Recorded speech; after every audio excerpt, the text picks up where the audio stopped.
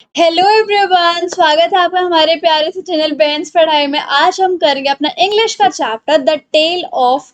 अब यहाँ पे आप सोचोगे कद्दू क्या है, तो इस चैप्टर का नाम है the tale of melon city. अब ये भाई मेलन की सिटी कैसे बनी, क्या बनी, इस चैप्टर को पढ़ के ही तो पता चलेगी। तो अब हम बिना किसी देरी के अपने चैप्टर को स्टार्ट करते हैं। उससे पहले दो बात, कोई अगर आपको डाउट है तो आप मुझे इंस्टाग्राम पे फॉलो करके डीएम कर सकते हो। ये नोट्स टेलीग्राम पे मैंने ऑलरेडी डाल दी हैं, सो आप फ्री में डाउनलोड कर सकते हो। दोनों के लिंक डिस्क्रिप्शन बॉक्स में, ठीक है।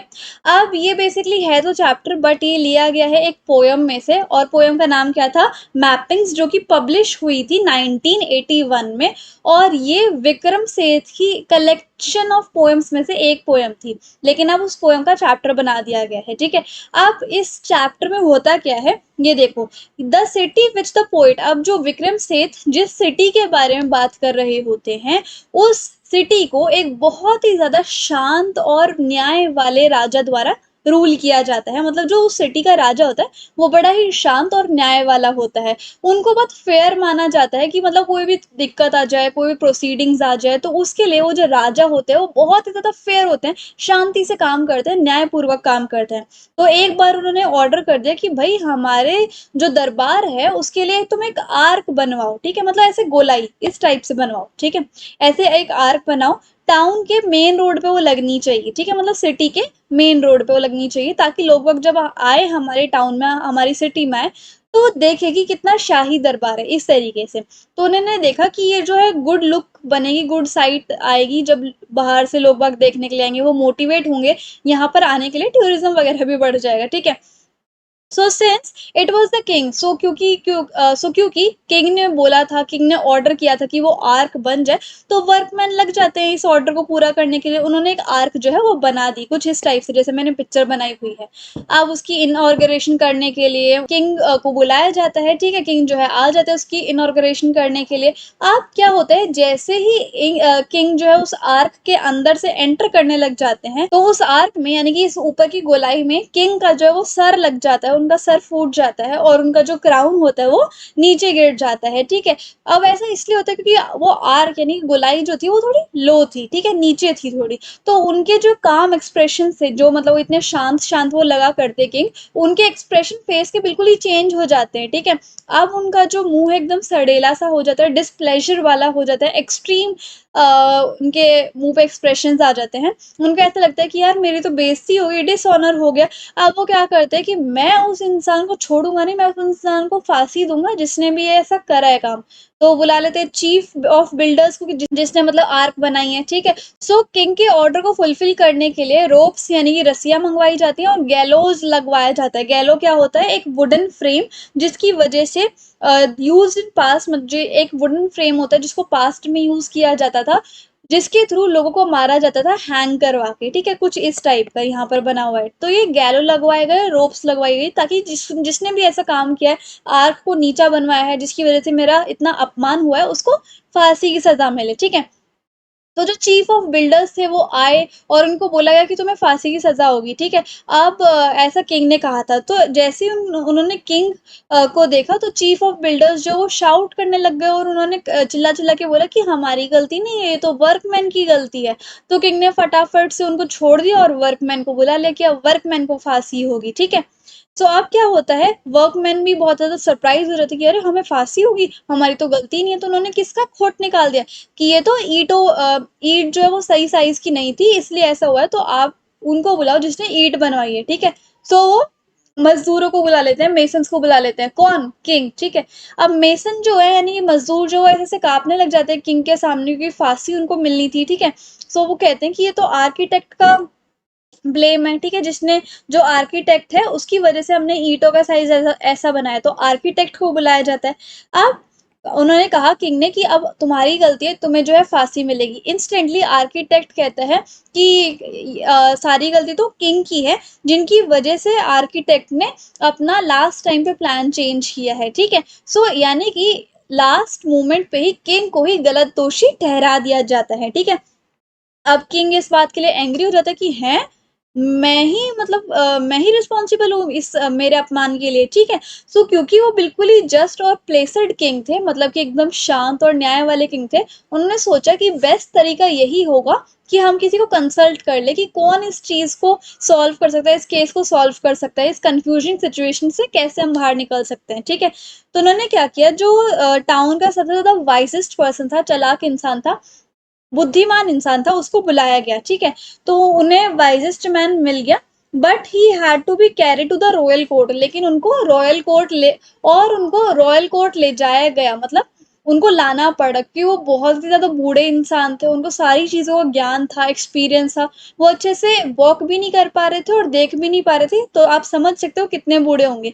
इस एज तक तो सभी को बुद्धि और अकल लग जाती है, इसलिए उनको सबसे ज्यादा वाइजेस्ट पर्सन समझा गया, ठीक है।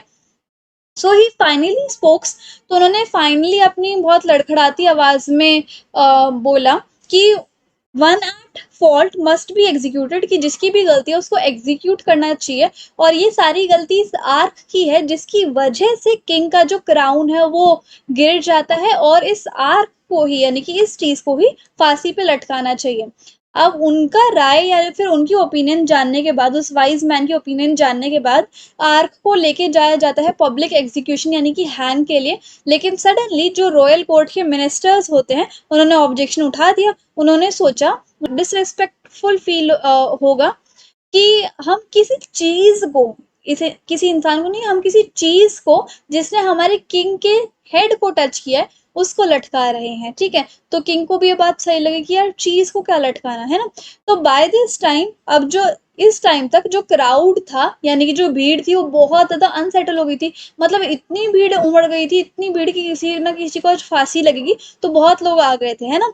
अब सबके सब ये चाहते थे कि जिसकी गलती है उसको लटकाया ही लटकाया जाए। अब किंग जो है वो जस्ट और प्लेसेड था, तो समझ सकते कि लोगों को कितना गुस्सा आ रहा होगा। तो उन्होंने कहा कि ठीक है, जो जिसकी गलती होगी उसको जरूर लटकाया जाएगा, लेकिन हमें थोड़ा सा टाइम चाहिए, ठीक है। हमें एक सही न्याय लेने के लिए और उसके लिए थोड़ा सा टाइम चाहिए होगा, और बिना किसी डिले के, जैसे ही हम कोई पकड़ा जाता है तो बिना किसी डिले के उसको लटका दिया जाएगा, ठीक है।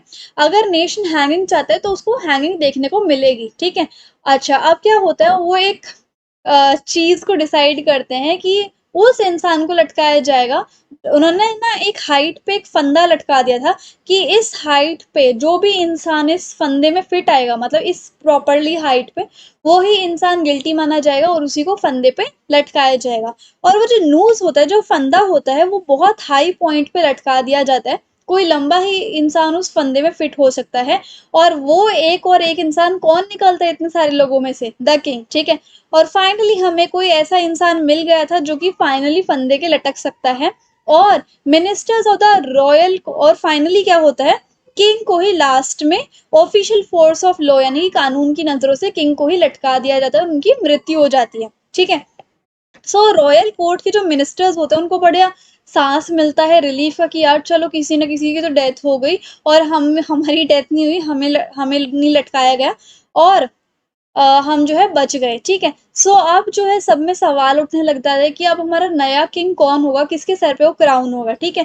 सबके सब जैसे ही किंग की डेथ हो जाती है तो सब बोलते हैं लॉन्ग लिव द किंग, मतलब जैसे आरआईपी वगैरह होते हैं, ठीक है।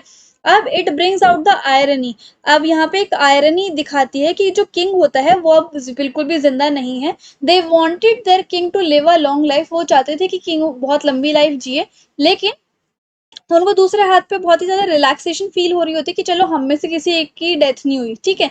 सो पहले पहले तो मिनिस्टर्स जो थे वो बहुत ही ज्यादा इंडिसिसिव थे, कि मतलब वो डिसीजन ही नहीं ले पा रहे थे कि अब हमारे नए किंग कौन होंगे। बट उन्होंने क्या किया, अपने कुछ मैसेंजर्स को भेजा कि जो भी इस मतलब पूरी सिटी में मैसेज पहुंचाया कि जो भी अगला इंसान इस सिटी गेट से पास करेगा वो बताएगा कि हमारा अगला राजा कौन होगा, ठीक है। उसी को हम राजा बनाएंगे। तो उस सिटी गेट से एक इंसान गुजरता है जो कि पागल होता है, जो कि इडियट होता है। गार्ड ने उस पागल को रोक लिया होता है और उससे पूछता है कि बताओ हमारा नेक्स्ट राजा कौन होगा। अब क्योंकि वो पागल तो था ही, इडियट तो था ही, उसने कह दिया कि एक खरबूजा बनेगा, एक मेलन बनेगा। अब हम उसकी मिस्टेक भी नहीं निकाल सकते क्योंकि वो था ही इडियट, ठीक है। सो अब उसने क्या कहा, मिनिस्टर्स ने, तो अब क्या हुआ, मिनिस्टर्स ने उसकी बात को बिलीव कर लिया और एक मेलन को क्राउन क्राउन पहना दिया, जिसकी वजह से अब उस गद्दी का राजा या फिर उस सिटी का राजा कौन बन गया? Melon, melon king. ठीक है, अब यहाँ पर मेलन को किंग बना दिया जाता है, डिक्लेयर कर दिया जाता है बहुत साल पहले। और जितने भी लोग उस टाउन को विजिट करते हैं वो पूछते हैं कि अरे ये हुआ कैसे? ठीक है, तो सब बोलते हैं इट्स अ कस्टमरी चॉइस। ठीक है, कस्टमरी चॉइस की वजह से, मतलब एक कस्टमर ने ही चॉइस की थी कि एक मेलन जो है उस देश का राजा बने। ठीक है, और इसकी वजह से अब हमारे देश का राजा एक मेलन है। लेकिन अब सबके सब बहुत ज़्यादा खुश हैं क्योंकि उनका राजा एक मेलन है, सबके सब शांति में रहते हैं और सबके सब आज़ादी जो है वो एंजॉय करते हैं। और जो नेशन है, जो सिटी है, टाउन है, वो भी अच्छे तरीके से फ्लोरिश कर रहा है क्योंकि अब किंग की कोई भी दखलंदाजी नहीं होती, क्योंकि वो तो एक खुद ही फ्रूट है जो कि नॉन लिविंग है। ठीक है, तो इस तरीके से हमारी जो फनी सी स्टोरी थी वो फाइनली खत्म होती है। एंड आई होप आपको वीडियो और मेरे पढ़ाने का तरीका काफ़ी अच्छा लगा होगा। इंस्टाग्राम, टेलीग्राम को ज़रूर फॉलो कर लेना। So if you like the video and the explanation, then please like, share, comment and subscribe the channel. Thank you so much.